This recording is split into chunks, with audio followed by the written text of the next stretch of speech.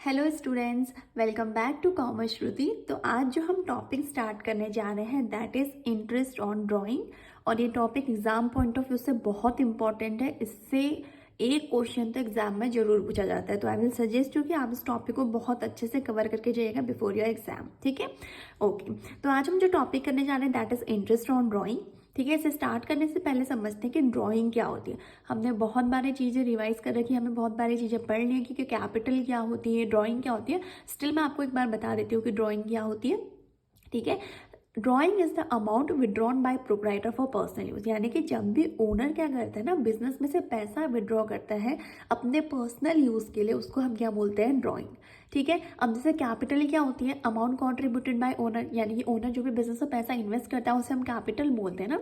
और जो बिजनेस में पैसा इन्वेस्ट करता है ओनर, जो कैपिटल है उसकी, उसके बदले उसको बिजनेस क्या करता है, इंटरेस्ट पे करता है ना, उसके कैपिटल पे उसको इंटरेस्ट पे करता है। ठीक है, तो सिमिलरली जब बिजनेस से पैसा विड्रॉ करता है ओनर, तो बिजनेस उससे उस समय पे क्या करता है, इंटरेस्ट चार्ज करता है।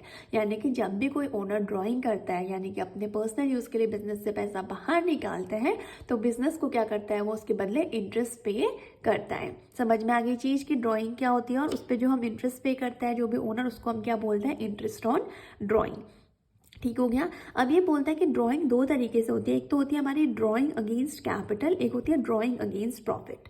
ठीक हो गया। यानी कि जो हमारा ओनर है, ठीक है, जो भी बिजनेसमैन है, वो क्या कर सकता है, या तो कैपिटल के अगेंस्ट ड्राइंग कर सकते हैं या फिर प्रॉफिट के अगेंस्ट ड्राइंग कर सकते हैं। यानी कि क्या तो कैपिटल से अमाउंट विड्रॉ कर सकते हैं या फिर प्रॉफिट से वो अमाउंट विड्रॉ कर सकता है फॉर हिज पर्सनल यूज। तो उस केस में हम क्या करते हैं, जो ये ड्राइंग अगेंस्ट कैपिटल है ना, इसका ट्रीटमेंट या फिर इसका इम्पैक्ट इंटरेस्ट ऑन कैपिटल में पड़ता है, तो इसको हम यहाँ पे टोटली इग्नोर करते हैं। यानी कि इस ड्राइंग पे अगर कोई भी इंटरेस्ट आता है तो उसे हम इंटरेस्ट ऑन ड्राइंग कंसिडर नहीं करते हैं। इसका इम्पैक्ट या इसका ट्रीटमेंट यहाँ पे नहीं किया जाता है।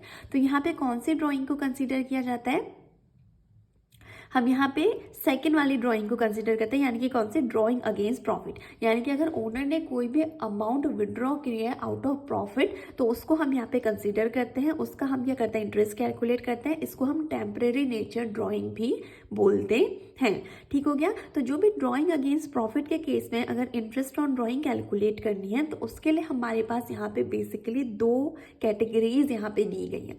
अब देखते हैं चलो कि ये दो कैटेगरीज क्या होती हैं। पहला बोला है irregular drawing, unequal drawing at different intervals.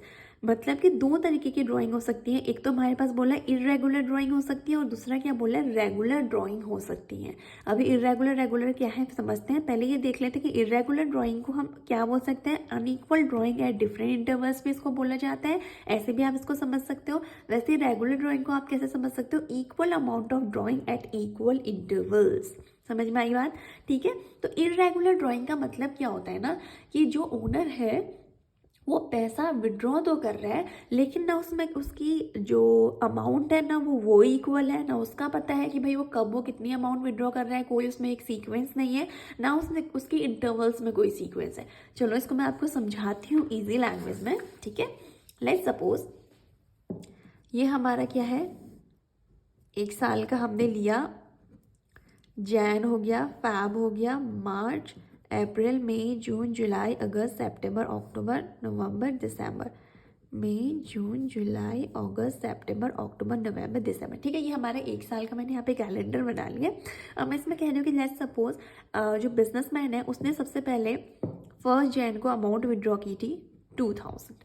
ठीक हो गया, ओके। देन उसने अप्रैल 31 अप्रैल को अमाउंट विड्रॉ करी 5000। देन उसने कब करी, 31 जुलाई को अमाउंट विड्रॉ करी अगेन 2000।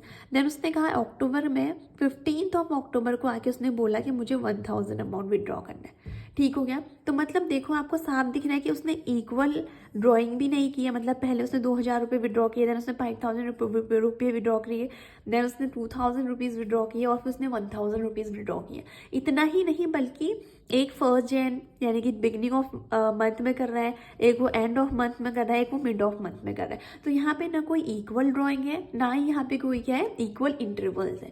तो यही पहचान होती है हमारी किसकी, इरेगुलर ड्राइंग्स की, यानी कि जहाँ पे कोई भी इक्वल इंटरवल भी नहीं होता है और इक्वल ड्राइंग भी नहीं होती, तो उस कैटेगरी को हम क्या कहते हैं कि ये हमारी क्या है, कौन सी नेचर की ड्राइंग है, इरेगुलर ड्राइंग्स है।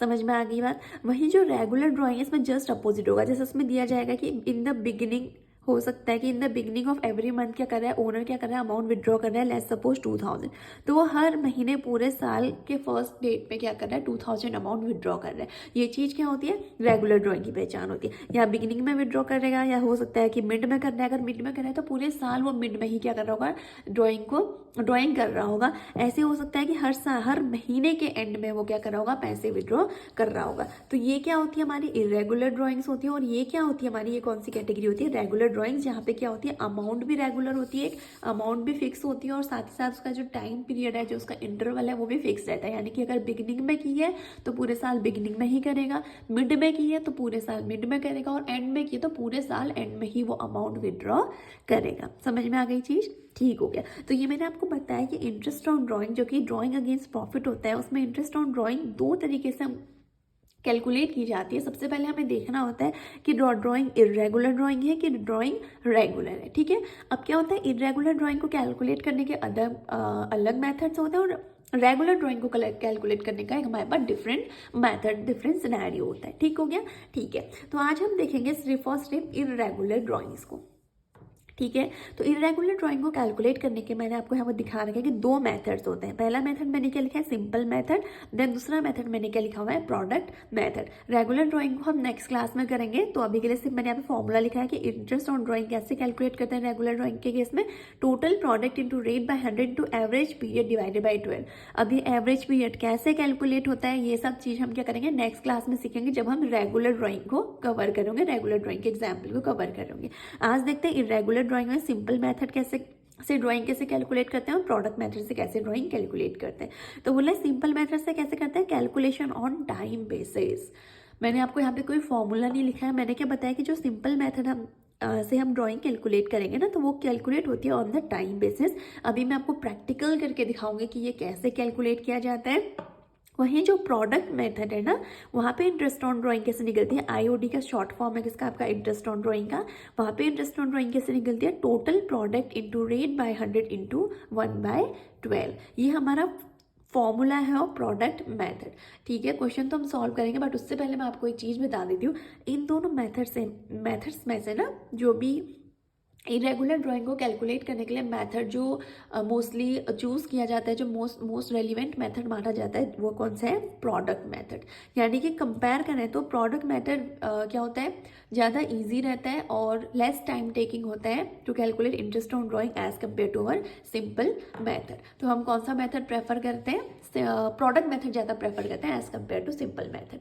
ठीक है, चलो मेथड तो दोनों ही सीखना है, चाहे कोई भी प्रेफर करें, तो कैलकुलेशन दोनों मेथड से आ जाए, क्योंकि नहीं जानते कि एग्जाम में आपसे हो सकते हैं सिंपल मेथड से पूछ ले या हो सकता है प्रोडक्ट मेथड से पूछ ले, तो आने तो आपको दोनों तरीके से सॉल्व करने आना चाहिए कि how to calculate interest on drawing with the help of both the methods. ठीक हो गया, ठीक है। तो हमने आज एक प्रैक्टिकल प्रॉब्लम ले रखी है। ठीक है, क्वेश्चन क्या बोल रहे हैं, हमें कैलकुलेट करनी है interest on drawing bye simple and product method. यानी कि मैं इस क्वेश्चन को सॉल्व करूंगी, आपके दोनों मेथड्स लगा के, सिंपल मेथड भी लगाऊंगी और प्रोडक्ट मेथड भी लगाऊंगी। क्लियर हो गया, ओके। तो देखते हैं, हमें डेट गिवन है, ठीक है, और हमें अमाउंट गिवन है, यानी कि जो ओनर है उसने इस डेट पे इतनी अमाउंट क्या कर रखी है, बिजनेस से विड्रॉ करी है। फर्स्ट मे को कितनी की है, 2000, 31 अगस्त को कितनी की है, 5000, 30 सितंबर को 3000, 1 जनवरी को 6000, 31 मार्च को 2000। ओके, और हमें इंटरेस्ट ऑन ड्राइंग हमने जो डिसाइड किया है, बिजनेस ने डिसाइड किया हुआ है कि हम ड्राइंग पे कितना इंटरेस्ट चार्ज करेंगे, दैट इज 10% पर एनम। समझ में आई बात, 10% चार्ज करेंगे हम एक साल में, पर एनम का दिया हुआ है। ठीक है, ओके, ठीक है। तो सबसे पहले हम इसको सॉल्व करके with the help of simple method. अब सिंपल मेथड से इंटरेस्ट ऑन ड्राइंग कैलकुलेट करने के लिए सबसे पहले आप ये टेबल बनाना, क्योंकि ये थोड़ा सा इजी रहती है। कोई बात नहीं, टेबल नहीं बनाना, एज पर योर कन्वीनियंस, आपको जैसे सही लगेगा वैसे इसको सॉल्व करने की कोशिश करना। ठीक है, मैंने आपको ताकि समझ में चीज़ें अच्छे से आ जाए, इसलिए मैंने क्या किया, पूरी आपके लिए टेबल फ्रेम करके रखी। ठीक है, तो मैंने सबसे पहले क्या लिखा कि डेट लिख दी कि कौन कौन सी डेट पे जो हमारा ओनर है उसने ड्राइंग की हुई है।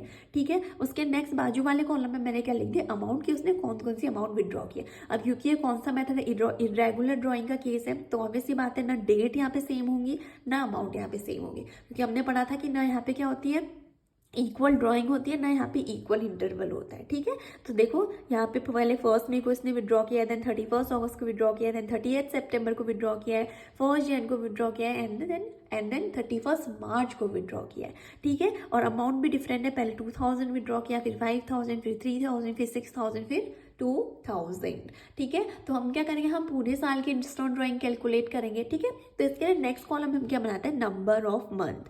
और नंबर ऑफ मंथ में मैंने ब्रैकेट में यहाँ पे लिखा है क्या, अप टू 31 मार्च 2022। क्यों, क्योंकि भाई हमारा ईयर कब से स्टार्ट हुआ होगा, 1 अप्रैल से चलेगा कब तक, 31 मार्च तक। अब उसने 1 अप्रैल से स्टार्ट हुआ, लेकिन सबसे पहले विड्रॉ कब किया, अमाउंट 1 मई को विड्रॉ करिए। ठीक है, तो जिसने 1 मई 2021 को 2000 रुपीज़ विड्रॉ किया, इसमें उसे कितने से कितने महीने का इंटरेस्ट पे करना होगा, इससे बाद का 31 मार्च तक का, यानी कि जिस दिन उसने अमाउंट विड्रॉ करी उस दिन से उस पर इंटरेस्ट चार्ज होगा। कब तक, जब तक साल एंड नहीं होता। साल एंड कब होगा, 31 मार्च को, 31 मार्च ऑफ नेक्स्ट ईयर। ठीक है, तो 1 मई 2021 से 31 मार्च 2022 तक कितने मंथ्स होते हैं, मई, जून, जुलाई, अगस्त, सितंबर, अक्टूबर, नवंबर, दिसंबर, जैन, फेब, मार्च। तो मैंने सेम चीज़ लिखी है यहाँ पे, वो कितने महीने का इंटरेस्ट पे करेगा, इस 2000 पे 11 महीने का इंटरेस्ट पे करेगा। ठीक हो गया, देन 31 अगस्त 2021 से कोर्स ने विड्रॉ किया, 5000 रुपीज़ विड्रॉ किए थे, तो इस 5000 पे वो कितने महीने का इंटरेस्ट पे करेगा, 31 अगस्त के बाद का, यानी कि अगस्त का तो नहीं आएगा,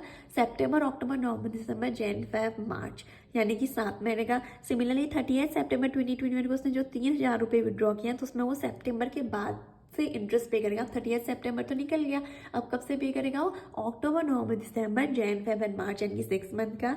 वैसे ही 1 जनवरी को जो उसने 6000 विड्रॉ किया, उस पर वो 3 महीने का इंटरेस्ट पे करेगा। और लास्ट में इसने एक अमाउंट कब विड्रॉ किया, 31 मार्च 2022 को। और कोइंसिडेंस क्या है कि हम इसी दिन अपने अकाउंट्स को क्लोज करें, इसी दिन हम कैलकुलेट करें कि उसको जो हमारा पार्टनर है उसे टोटल अपनी ड्राइंग में कितना इंटरेस्ट पे करना है, तो इस अमाउंट पे वो कोई भी इंटरेस्ट पे नहीं करेगा। यहाँ पे नंबर ऑफ मंथ्स हमारे क्या आ जाएंगे, 0। ठीक हो गया, ओके। तो ठीक है, अब ये तो हमने देख लिया डेट क्या होती है, अमाउंट भी देख ली, नंबर ऑफ मंथ्स भी देख ली। अब इंटरेस्ट कैसे कैलकुलेट करते हैं वो मैं आपको बताती हूँ। सबसे पहले हम क्या करेंगे, जितने भी हमारी क्या है टोटल ड्राइंग, यानी कि मैंने जितनी भी टोटल ड्राइंग करी, यहाँ पे कितनी की है 2000, रेट कितना गिवन है, मल्टीप्लाई करूंगी रेट से, मल्टीप्लाई बाय 10/100, और मल्टीप्लाई करूंगी जो मेरा टाइम पीरियड है। टाइम पीरियड क्या है, 11 महीने, इसीलिए मैंने इसको क्या किया 11/12। सॉल्व करके कितना आ गया 183.33। सिमिलरली यहाँ पे टोटल ड्राइंग 5000 थी, रेट अगेन 10%, और कितने महीने के लिए, 7 महीने के लिए, तो यहाँ पे आ गया 291.67। नेक्स्ट हमारी 3000 की हमने टोटल ड्राइंग की थी, रेट 10% है अगेन, और हमारा कितने महीने के लिए थे, 6 मंथ के लिए थे, तो 6/12 150 आ गया। देन 6000 की ड्राइंग, रेट 10%, 3 महीने के लिए थी, तो ये भी कितना आ गया 150। तो यहाँ पे हमने किसके बाद क्या किया, जब हमने इसका इंटरेस्ट कैलकुलेट करने के बाद हमने जब इसका सम किया, तो हमारा टोटल सम कितना आया 775। और यही जो 775 है, यही मेरे लिए क्या है, इंटरेस्ट ऑन ड्राइंग। ये क्या है, हमारी इंटरेस्ट ऑन ड्राइंग है। ये जो भी पैसा विड्रॉ किया है, इस पे इसको कितना इंटरेस्ट पे करना पड़ेगा ओनर को, दैट इज 775। समझ में आ गई चीज, ठीक है। तो ये क्या था हमारा सिंपल मेथड। अब आपको खुद दिख रहा है कि simple method is a well lengthy method, है कि नहीं है। पहले हमने क्या किया, सारी डेट लिखी, अमाउंट लिखी, मंथ्स लिखी, उसके बाद एक एक क्या किया, एक एक जो भी अमाउंट विड्रॉ किया उसके अलग से हमने पहले उसका इंटरेस्ट कैलकुलेट किया, देन उसका समेशन किया। ठीक है, यहीं पे हमारा प्रोडक्ट मेथड थोड़ा सा शॉर्टकट हो जाता है। कैसे, ये रहा हमारा सेम क्वेश्चन का solution with the help of product method. मैंने सेम चीज करी, सबसे पहले मैंने डेट मेंशन करी, देन मैंने अमाउंट मेंशन करी, लेकिन यहाँ पे थर्ड कॉलम किसका होता है, नंबर ऑफ मंथ्स का। ठीक है, नंबर ऑफ मंथ्स से, नंबर ऑफ मंथ जैसे ऊपर किया था वैसे ही सेम यहाँ पे भी नंबर ऑफ मंथ्स लिखा।